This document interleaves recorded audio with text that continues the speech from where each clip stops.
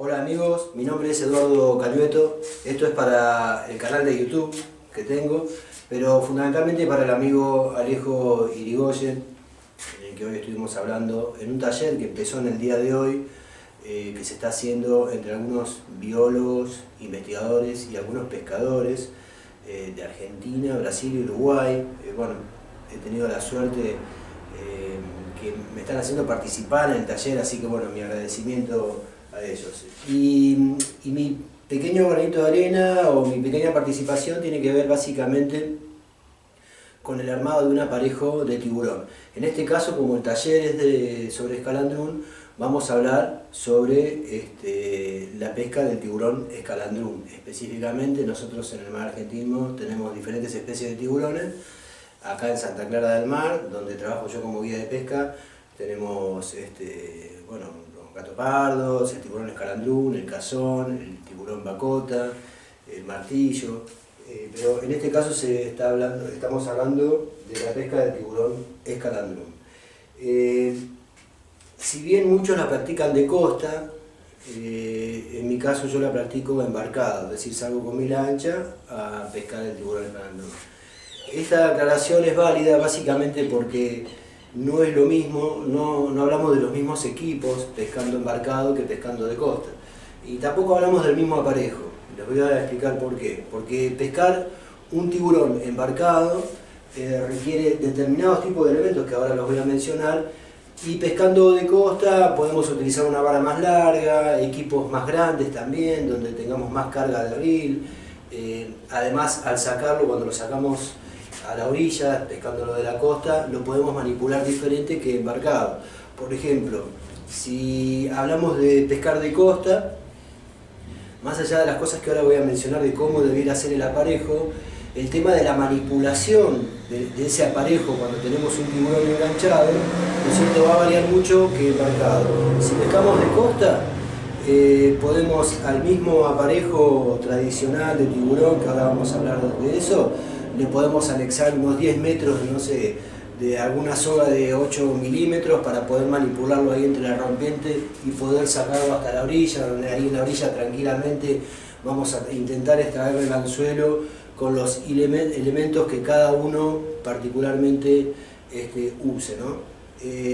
A mí no me gusta hacer tutoriales, de hecho esto no es un tutorial porque la palabra tutorial para mí es media fascista, es como decir, se hace esto sí o sí. Así que yo voy a hablar de cómo pesco yo, y creo que cada pescador le agrega su impronta a la actividad.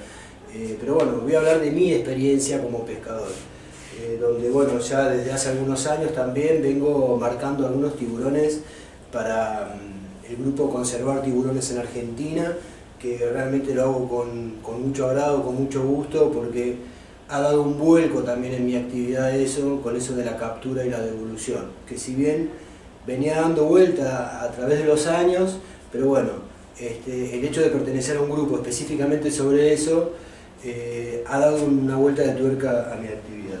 Así que bien, en relación a los equipos, básicamente lo primero que hacemos es, yo uso anzuelos. Esto de los anzuelos es también un apartado, ¿no es cierto? Porque bueno, habitualmente siempre pescamos con estos anzuelos, los Mustang, que son conocidos, los marrones, un 14-0, donde bueno, a este tipo de anzuelos podemos hacer varias cosas.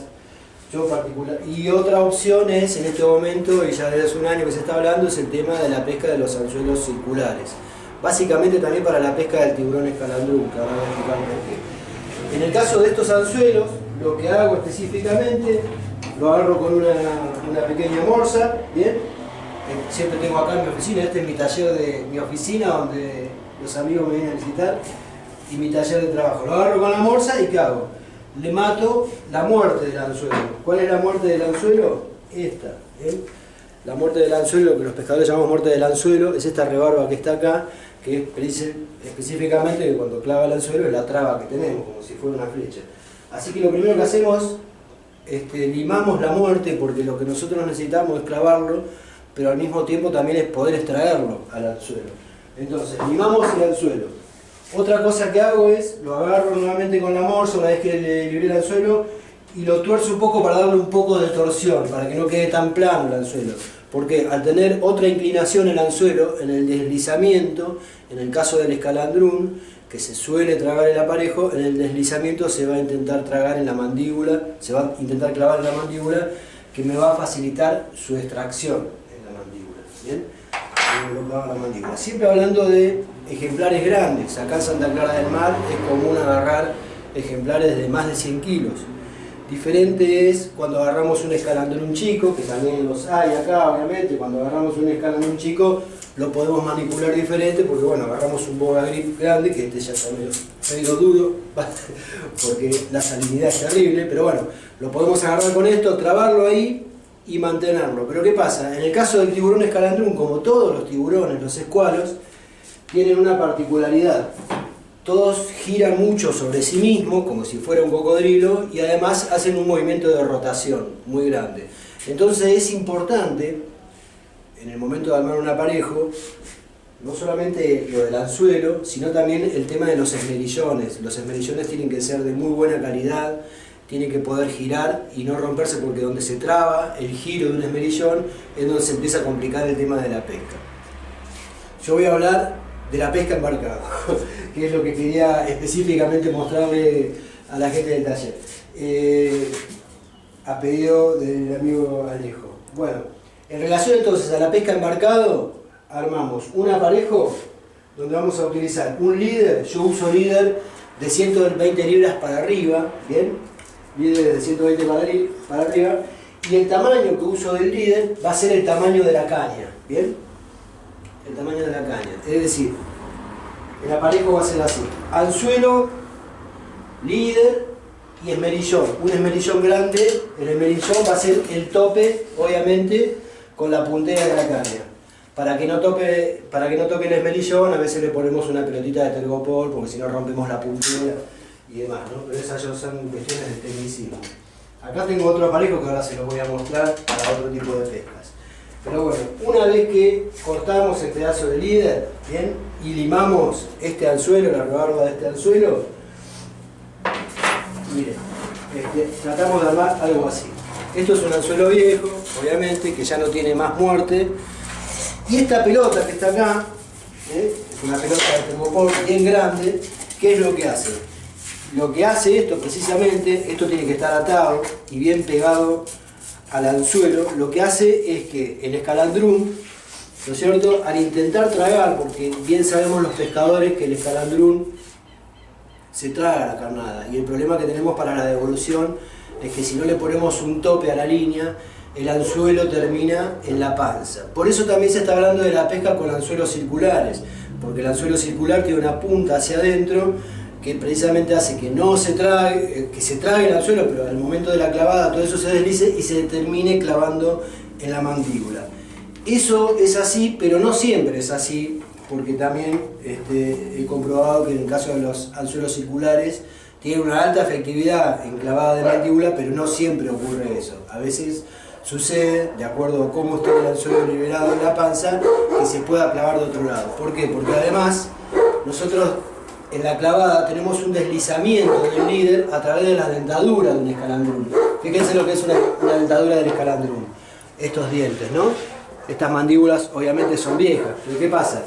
Que este deslizamiento que hay entre las mandíbulas acá, esto se puede doblar, se puede cualquier cosa y puede quedar adentro.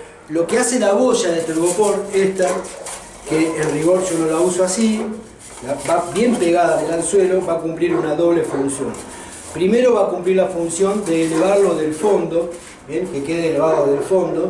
Le ponemos para eso un muerto, acá al comienzo de la línea del acero le ponemos un muerto para que quede agarrado del fondo, y esto se va a elevar. Al elevarse, primero la carnada trabaja mejor. Segundo, queda elevado de todos los cangrejos y demás que se puedan prender a la carnada. No el tema de los peces, porque la variada sube y baja y se come la carnada igual, pero por eso siempre usamos lisas, que son lo que más dura para la pesca del tiburón. Al menos es lo que yo uso acá en Santa Clara del Mar. Esta boya puesta así y toda pintada de negro, porque blanca no me ha funcionado, pero sí me ha funcionado color negro. quizás alguien pudiera explicarme esto, yo todavía no me encontré una explicación, pero bueno, todo esto pintado de negro quizás se fusione mejor en el fondo o con los colores del fondo. Esto literalmente queda así, en el fondo va a quedar así, la carnada va a quedar así. El escalandrum, lo que yo les puedo decir, amigos, es que el escalandrum es como que tiene una doble corrida. Si bien es clásica la corrida del escalandrum, del tiburón escalandrum, porque es una corrida lenta, muy lenta, ¿qué hace? El escalandrum primero agarra la carnada. Imagínense que la agarra así con los dientes y se la va llevando despacito. Esa es la primera corrida que nosotros sentimos. Luego para el escalandrum. Capaz que así despacito corre unos 50 metros. Va corriendo, va corriendo, va corriendo, va corriendo, luego para. Cuando para, yo imagino que el escalandrum en ese momento se está tragando la carnada. Cuando arranca por segunda vez es cuando generalmente los pescadores hacemos la clavada. Pegamos la clavada y ahí es donde empieza la pelea con el escalandrum. Queda claro, entonces este aparejo va a ser así, anzuelo, boya, esto, una caña generalmente tiene 2 metros, 2 metros 30, 2 metros 40, el líder tiene que tener ese tamaño. ¿Por qué tiene que tener ese tamaño y no más? Porque si yo lo hago más largo o le pongo un cabito de 5 metros o un fluorocarbon a continuación del 200 para que la línea me quede más lejos, ¿qué pasa? Yo lo tengo que manipular con la mano porque no lo puedo arrimar con la caña, porque todo lo que yo le ponga va a hacerme un tope en la puntera, ¿correcto? Entonces de esa manera yo puedo tener la línea, la caña y lo puedo tener ahí, al tiburón, lo puedo tener ahí. Si lo tengo muy lejos no lo puedo manipular. Obligatoriamente lo tengo que arrimar con la mano, ¿sí? Y ahí es donde entramos a correr riesgos en la embarcación, fundamentalmente porque al menos en mi caso pesco con embarcaciones semirrígidas, no son embarcaciones rígidas donde el tiburón puede morder tranquilamente. Entonces bueno, pesco así. ¿Qué es lo que hago? Como tengo embarcaciones semirrígidas, se me ocurrió en algún momento poner lo que he denominado un cubre-pontón. Esto es un cubre-pontón. Es un tacho de plástico que lo he cortado al medio. Lo pongo en el pontón, ¿no es cierto? Ahora sí, lo pongo en el pontón y cubro todo el pontón por si se me escapa en algún momento y tengo alguna mordedura, me voy a morder esto y no el pontón. Básicamente porque cuando estoy pescando tengo amigos, algunos se pueden asustar, no pasa nada, igual si se muerden, me han mordido un montón de veces en la embarcación, pero bueno, no pasa nada, pero uno puede trabajar un poquito más tranquilo. Una vez que lo tengo ahí, el escalandrum que siempre pelea, uno lo trae debajo de la embarcación. Generalmente si la correntada no es muy fuerte lo peleamos a la deriva, básicamente para no correr el riesgo que se vaya a enredar con el cabo del fondeo y demás, entonces lo peleamos a la deriva, ¿no? Lo vamos peleando a la deriva, en algún momento determinado el escalandrum vamos a notar que larga un borbollón enorme de aire, que vaya a saber dónde lo tiene. El mito dice que lo tiene en el estómago, o sea, él probablemente lo tenga en el estómago y es para nivelar, precisamente. Hoy escuchaba precisamente en el taller que los tiburones tienen flotabilidad negativa, así como los delgados en el buceo que tienen una flotabilidad negativa, bueno, los tiburones también, básicamente por esta cuestión de que tienen que ir nadando, ¿no es cierto?, permanentemente, porque si no se hunden, ¿no? Entonces, bueno, con ese aire que mantiene la nivelación como si fuera un submarino, el tiburón, el escalandrum.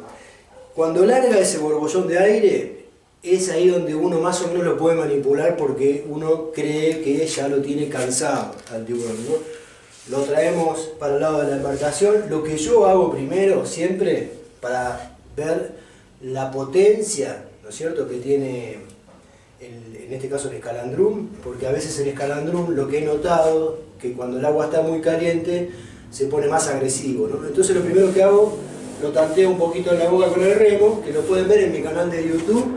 Hay unos videos donde le saco el aparejo a un tiburón con algunas herramientas que ahora les voy a mostrar, pero primero le pongo el remo. Si se fijan bien el remo, aparte de ser viejo y aceptar donaciones, se van a dar cuenta que tiene varias mordeduras. Todas estas son mordeduras de escalandrum, a veces queda algún diente acá también, ¿no es cierto? Entonces lo que hago, lo tanteo a ver cómo está. Según cómo está, este verano, casi terminando la temporada de tiburón, perdí las herramientas que tenía, pero sobre el fin de temporada mandé a hacer uno, ¿no es cierto? Una de las que mandé a hacer, que quedó toda oxidada, las otras eran en acero inoxidable, una de las que mandé a hacer es esta. ¿Qué hago yo con esto? Está el tiburón enganchado, ¿no es cierto? trato de llegar a través de la línea hasta el anzuelo, ¿correcto? Voy a tantear la boya y voy a tratar de llegar al anzuelo. Una vez que llego al anzuelo, o sea, lo ideal es llegar al anzuelo de esta manera, que no tiene muerte, no tiene traba, llegar al anzuelo y hacerle un movimiento brusco para poder extraer el anzuelo. A veces eso no ocurre, a veces sí, a veces no. A veces lo que sucede es que lo tenemos trabado así, no se lo podemos sacar porque el tiburón hace presión, nosotros también, pero ocurre esto que yo les decía, es común que el tiburón vuelva a girar sobre sí mismo. Cuando gira se hace fácil porque ahí sales prácticamente solo del anzuelo.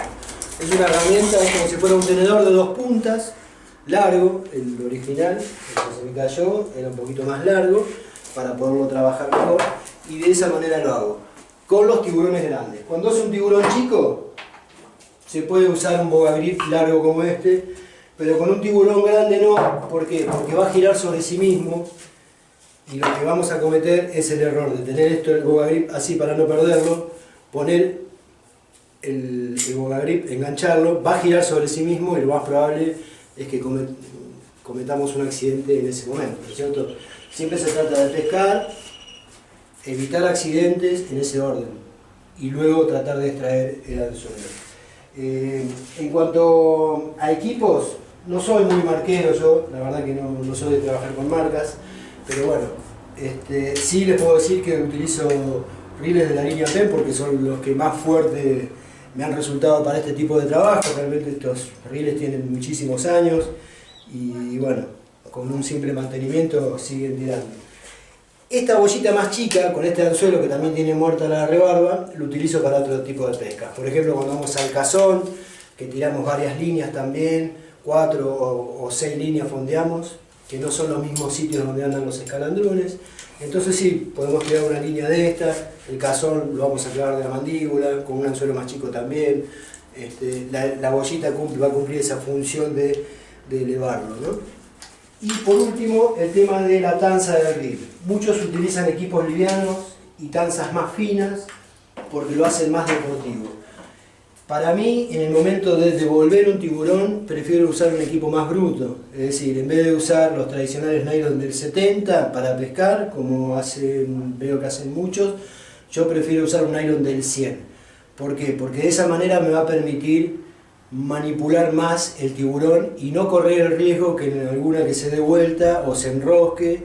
Es bien sabido que el cuero tiene como pequeños dientecitos que creo incluso los va cambiando y ese cuero corta fácilmente la tanza. Entonces uso una tanza un poco más gruesa, un poco para eso, para evitar los cortes con el cuero, y otro poco para tener un poquito más de tensión, más fácil, que no corte en ningún momento la tanza, porque digamos, si lo que se trata es de capturar y devolver, para mí prefiero usar un equipo bien bruto, todo bruto, para traerlo lo mejor posible y dañarlo lo menos posible, porque tampoco es bueno o sano, desde mi punto de vista, tener un tiburón enganchado 2 horas con un equipo liviano, ¿no es cierto? Si es que estamos hablando siempre de devolver la especie. Así que bueno, he hecho un panorama medio amplio, quizás un poquito desprolijo, pero bueno, en mi lugar de trabajo, pero como los tiempos, tenemos poco tiempo, así que hice un video sin cortes ni nada, y espero que sirva. La idea es colaborar, contribuir con algo y bueno, aquellos que les guste este video lo pueden compartir, o si quieren se pueden suscribir al canal de YouTube. Muchas gracias.